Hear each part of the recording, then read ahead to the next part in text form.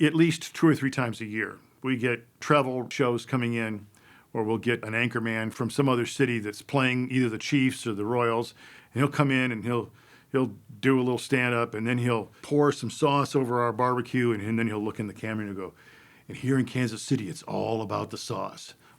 First of all, I'd like to correct that. It's not all about the sauce. It's all about the meat, and it always has been, and it always will be.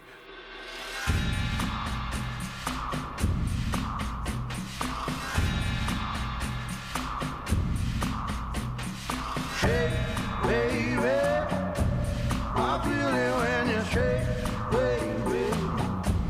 I really wanna shake, baby. Come on and just shake, baby. Never gonna stop, feel it when it's hot.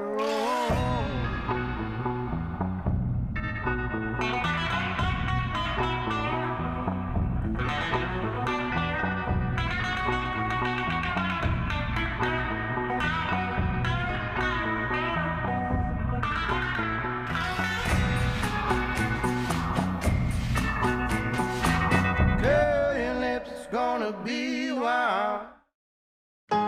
Burn ends are juicy and smoky and aromatic, tender. It's so decadent. It's like the dark browning, and it's the spices that concentrate, and it's the crispy bits.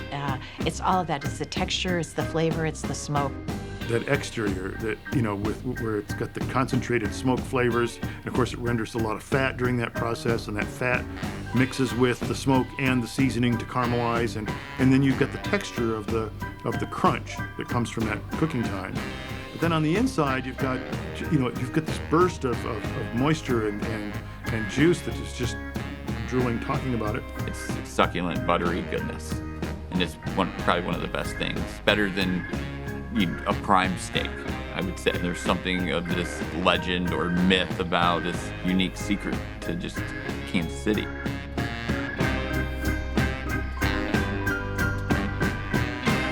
Burn ends are very historical for us, and this is the thing that helps people really hone in on what our barbecue is about. It comes from a tradition of beef. We're really after the beef brisket. We're not after the burnt ends, and the burnt ends just happen along. In fact, we used to use burnt ends as scraps and throw them away. And that goes all the way back to the beginnings of barbecue in Kansas City. That's kind of how it started, with things in the stockyard that were being thrown away, like ribs, and brisket was a product that was discarded a lot in the old days. And you couldn't cook it, it was tough. Kansas City found a way to cook that brisket slow and smoke it and make it something that was desirable. And that's kind of what you're doing with burnt ends. If they're done right, to get that combination of the heavy char with the pink succulent interior, it's just indescribable. And I think that this is no longer the waste product of the animal, but this is actually the caviar. For me, burnt ends really is kind of the embodiment of our tradition, because it's something that's unique to us, that we did on our own. It's not served in Memphis, it's not served in the Carolinas, it's not on the menu in Texas, and if it is, it's only because somebody came here, liked it, went down there and put it on their menu. It's not a part of their tradition. It started in one of our restaurants. Burn ends were founded here in Kansas City. The pitmasters down at Arthur Bryant's used to cut the charred tips of the briskets off and throw them up on the counter for people to snack on in line. And, the countermen didn't object to that. They were focused on making their sandwiches, and it became kind of a tradition over time. What was originally thought of as the scrap. This is, well, nobody's gonna wanna eat this. We'll just throw it up and let people kind of chew on it in line to get them hungry for the real food. Is something that's been embraced, and now it's become what we're known for. I think our identity stems from the days when Arthur Bryant's was giving out those little charred bits. And if Calvin Trilland hadn't written about them in the way that he did at the time that he did, it'd be hard-pressed, I think, to say that burnt ends would be quite as popular as they are today. But it's stuck in our cultural imagination. It tasted good, and we're going to carry it forward. I know why they have that sign that says don't tip the cooks, because everyone used to do it, and everyone used to get tons of extra meat, and we used to get enough meat to eat for like 2 days. It's just so iconic. The door's hard to open, and it's this place has been so successful and they could have changed it and they haven't. It's interesting to be here and just even realize that 2 generations ago, or 3, I guess, would be the guy that brought Kansas City barbecue. So it's you know, this is an important place. This is where it all started. Burn Ends is always the first thing that we go to. You know, this is so uniquely Kansas City. Just one of those accidents that, you know, truly defines us. But I think the person who probably makes Burnt Ends into its own mythology is Calvin Trillin. One of his most famous essays was when he wrote a line, and I may be paraphrasing, but that Arthur Bryant's is the single best restaurant. And he says that when he was a child, they would all stand in line and approach the counter just as we all do today. And as the counterman was chopping brisket, burnt ends would accumulate and pile up over the course of a day. Customers would reach in and grab those and pop them in their mouth while they were waiting for their sandwiches to be assembled and waiting to pay and get their beers and go and sit down. And the way that he would write about Bryant's, and the fact that indeed the very best part of the brisket was the burnt ends, and it was being given away for free, and suddenly everyone is really interested in what this is and how it tastes. And then they were realizing that people were eating that a little more than some of their ordered meat. It struck me that if there was this desire for that product, why am I giving it away? There's no reason not to make it and serve it and sell it. It's sort of hucksterism in a way. It's like, why can't we make something out of this? We'll just call it Burn Ends. You've got to love it. It's why I started cooking to begin with. You know, start it, smoke it, and watch it, and rub it correctly, and you know, flavor it correctly, and then it cooks for hours and hours and hours and hours, and you can't fall asleep. You know, you can't ignore it. You can't just walk away. And running the cookers are, you know, it's feeding it fuel and running the dampers, and it's a process. And then what you get out of it, I think blows people away. People that don't cook or know how to cook, to watch this process and then experience it. It's pretty awesome. I love it when there's a piece that's got a little bit of meat and then that fat layer. Yep. And then the crust on the top. It's like the truffles of the brisket, you know, the caviar of the brisket is just on the outside. And I mean, I can't imagine how much waste you would have if that was the only thing you were going for. You can't really create a menu item out of scraps like that. They're so good if they're done right. I mean, people just love them and crave them. It's crazy. It only takes a few people telling their friends, tell their friends, and tell their friends until you got an epidemic going on of running out of burnt ends in the Kansas City metropolitan area. They were the slightly dried out, crunchy end pieces of a brisket. Now they've been transformed into this magical, you know, crown jewel of Kansas City barbecue. Restaurateurs were faced with a dilemma. You know, what do we do? How do we meet the demand when we don't have much of these to begin with? How you make those is kind of a little different than it used to be. A little different than it used to be, for sure. It's not accidental anymore. Right. I would love to go back in time just to see how they cooked in the very beginning. It's so different than it is now. Innovative and enterprising restaurateurs figured out a way to recreate a product that was an accident, but now is an intentional product that we would call burn ends. We ate a lot of bad burn ends in the beginning because, you know, we were trying all these different methods and trying to understand, like, actually what a burn end was. Ultimately, what the pitmasters have done is found a way to manufacture the charry edges of the brisket, which used to be what burn ends were. This is a whole brisket. We're actually going to take the brisket point off, and then we will be left with the brisket flat and the point we'll use for our burn ends. Ever noticed on a cow that little part that jiggles down between their front legs when they're walking? That's actually the beef brisket right there. Brisket has actually 2 muscles on it. There's the flat where you get slices from, and then the point where you get what we in Kansas City call the burn ends. So what we're going to do, I'm just going to flip this over. So I'm going to take my knife and just kind of get started here. Burn ends come from the point, and that's the only place they should come from. The reason is all the fat built up. You know, a lot of people don't want to eat fat in their barbecue, but I can tell you this, if the barbecue doesn't have fat in it, the barbecue's not any good. And burn ends have some fat in it. You can already see the flat kind of coming away from the point here. Some people try to use the flat and cut it in the cubes or the chunks, but it's just not the same because it doesn't have the fat content. And usually anybody around Kansas City can pick that out pretty quick, that it's not a true burn end. That is your brisket point that will become our burn ends. So now we're just gonna trim them down. For me, the right kind of fat is the fat that's running in and out of the muscle fibers. You want intramuscular fat. The fat on the outside, we trim down because ultimately that's where your smoke and that's where your rub is going to be touching. So I want that on directly on the meat, and then your flavorful fat is going to render from the inside. This is pretty well ready to go. So there's just a little bit of fat on here. It's all soft fat, so I know that we're close to the meat. We're gonna season the point. The combination of the seasoning or the rub and the reaction the meat has to the smoke will help you develop bark. That's one of the things that establishes a quality burn end is the bark, which is the dark outer layer outside of the succulent meat.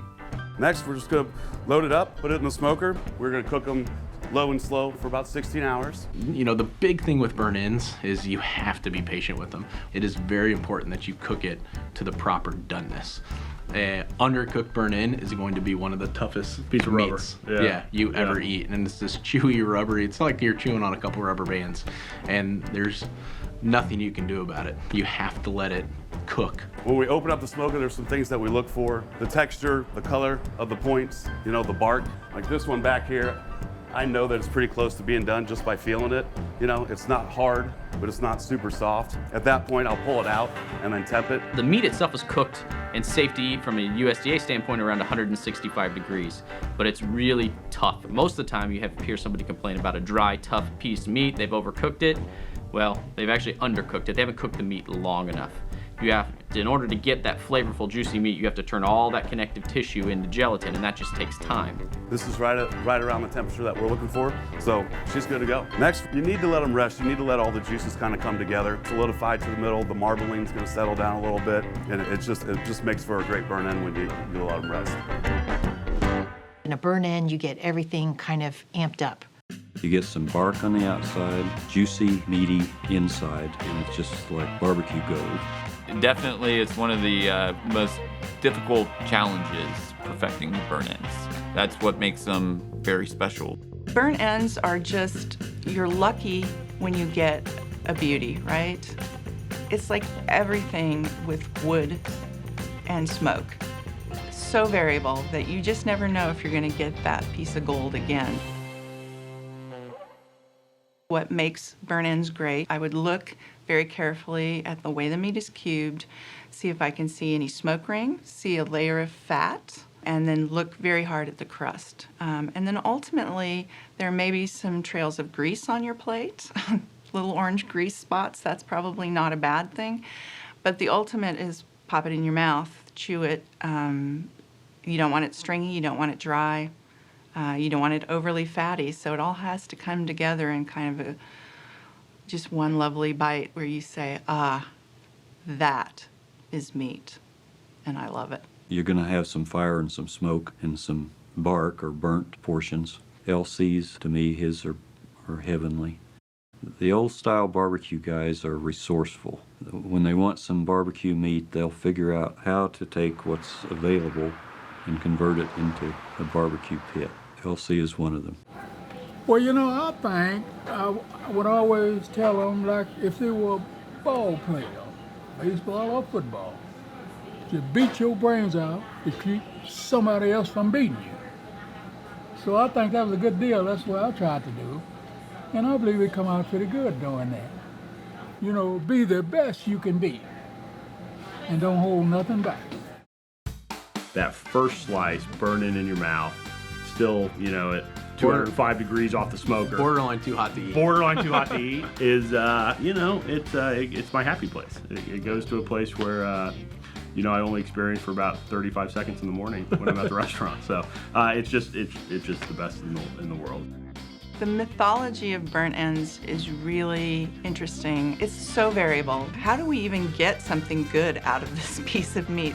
Time, temperature, wood, weather, the pit you're using, those are all factors into how the burn end will come out. And then you've also got to be able to pull that piece of meat out of the pit at the exact moment that it is perfect. So it has to be this harmony of all pieces coming together at just the right moment in order to get that magical piece. Some people refer to it as beef butter. when they're done and done right, they're so tender it just melts in your mouth. We've taken local wood, hickory or oak, a tough cut of meat that maybe other people overlook. You just give it some time, you give it your skill, and then you've got something fabulous. It's an art, really. I mean, it's a craft, but it's also an art. You know, Joe and I have one thing that we're good at, and that's cooking barbecue. You know, we have a couple more things, but we're good at cooking barbecue in the restaurant. We're good at giving people the best food on the plate, and so we wanted to commit to doing that every day, and it makes a difference. People I think taste it. And I think burnt ends is sort of our umami, I guess. You know, it's that flavor you can't really describe, but you know it when you taste it.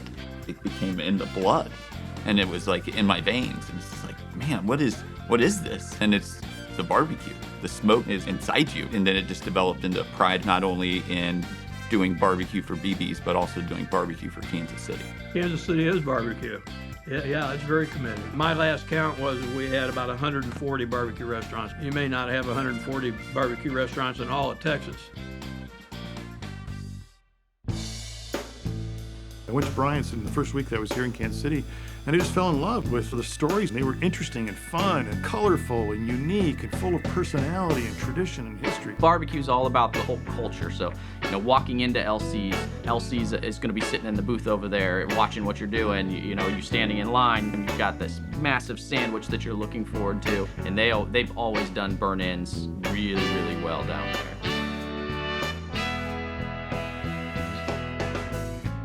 LC's, I love their burn ends. You can kind of see them open both doors, and you see that pot of beans in their pit, and you see all the meat.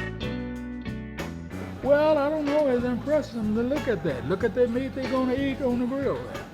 See the juices running around up there. It really impresses me, and I work here. Part of it is just the romance of barbecue. It doesn't have to be fancy to be really good.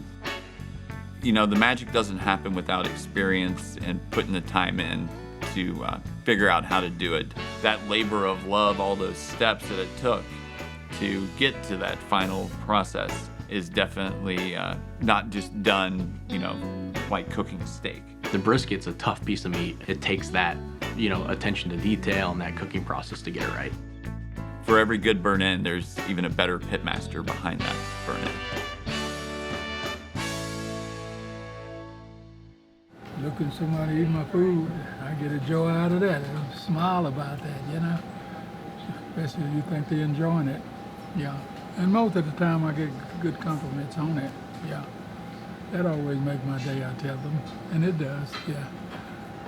I think that what makes Kansas City barbecue so fascinating and wonderful is that there's an attitude of anything can go.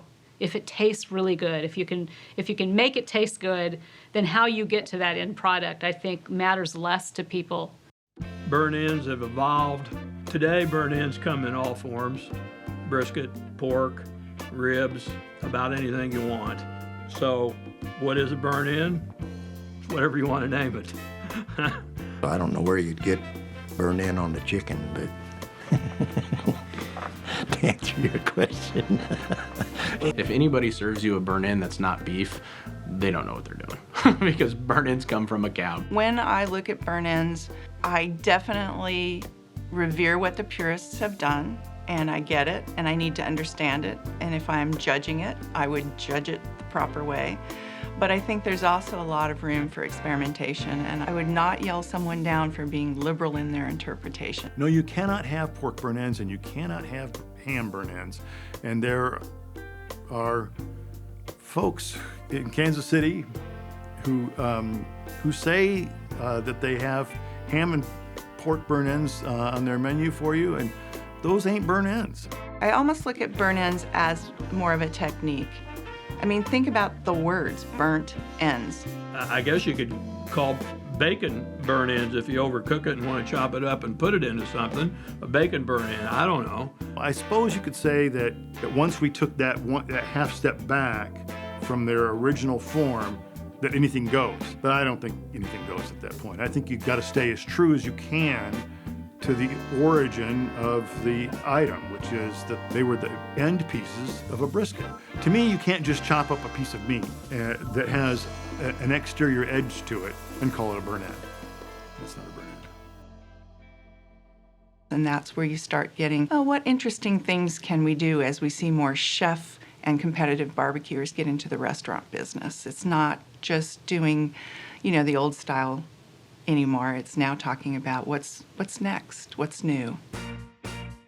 A burn-in pot sticker, burn-in egg roll, bacon wrap burn-ins, I could go on and on. Burn-in nachos, a burn-in soup. I just gave my grandma a bowl last week. God, she loved it. Burn-in spaghetti, burn-in loaded baked potato. I want to burn in ice cream, personally. I know at Q39 you can get really good brisket burgers. Today we're going to go ahead and make a burnt-end brisket burger, but we want to show you that at Q39 we make everything fresh. So what we do is we start off with 50% chuck meat, 50% brisket. They're both CAB and they're aged for 30 days.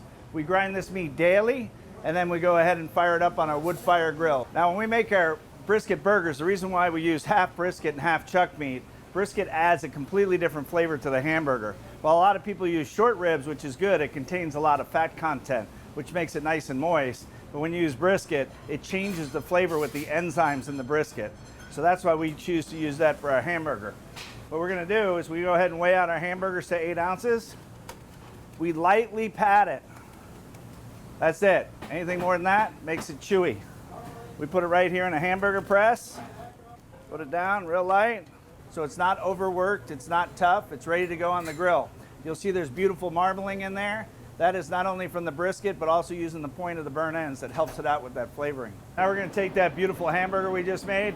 We're gonna season it with some of our Q39 steak seasoning. So salt, cracked black pepper, a little garlic, a little onion powder in it, nice and simple. But really, all you wanna do is enhance the meat with a little bit of salt flavoring. That right on the grill. We're gonna let that cook. So what's gonna happen is that fat's gonna render down and it's gonna go into a wood oak grill. It's gonna hit that oak flavor and shoot up. It's gonna take that hamburger and make it perfect. Nice flavor, delicious, and it's gonna match everything else we build our burger on. So what we do is we take the brisket, we're gonna separate the brisket flat, which is on the bottom, to the point that's on top. Now at Q39, what we do is not only smoke our briskets until they're nice and smoky and tender, but then what we do is when we do burnt ends, we use an infusion of using the oak grill at the same time. So we're gonna take this and grill the other side, so it's gonna give you a beautiful char flavor and also embark some smoke on the other side. Without putting it back in the smoker for a couple hours, it keeps it nice and moist and it doesn't get dry. A little seasoning salt, take that. Put it right on that grill. Get some nice char flavors. Just like a steak, you want to let it sit there. You start moving it early, what's going to happen? It's going to stick to the grill. So you'll never get those good char marks. It's okay to get it nice and charred. It's a deep, rich flavor you get from it.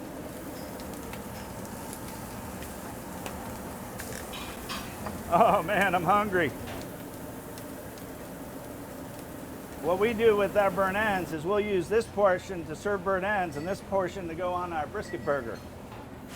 Take some of those beautiful burnt ends, and we're gonna slice them now. Take a little bit au jus. Look at that. Look at what you're eating today. Put a little bit of that rub on there. A little bit of classic sauce. Woo-wee. I'm getting hungry. Then we're gonna take our spicy pickle slaw. There we go. How's that for a burnt end burger? So what can you do with burnt ends? It's endless. I think burnt ends is a trademark in Kansas City, and collectively we have some of the best barbecue restaurants, and I am very proud to be a citizen here. That's what people in this city want. They want beef, and more specifically burnt ends. It's become the Kansas City tradition of barbecue. It's what we're known for. It's Kansas City's contribution to the barbecue world, and this city has embraced it. I think it's like, yeah, this is us. This is us, you know. That together with our own sauce, you know, it's like, yeah, we got our thing. Yeah, we didn't invent barbecue, but we made it better, and this is how. I think it's very important to continue this legacy that we have known as Kansas City Barbecue. We're the standard here in Kansas City, but through the competition network and through other restaurants seeing the popularity of burnt ends, it's spreading all over the country. You know, we might see them in Texas. We might see it pop up in Memphis. More and more places will kind of discover those. I think it's a perfect little morsel of Kansas City history. Burnt ends typifies who we are. Will we look back 100 years and still say burnt ends is part of our history? I would think so, but we might not recognize them as being the very same cut or the very same process. People are going to come and they're going to try it. And here they are, 40 years later, they're still eating burnt ends at Arthur Bryant's and other places.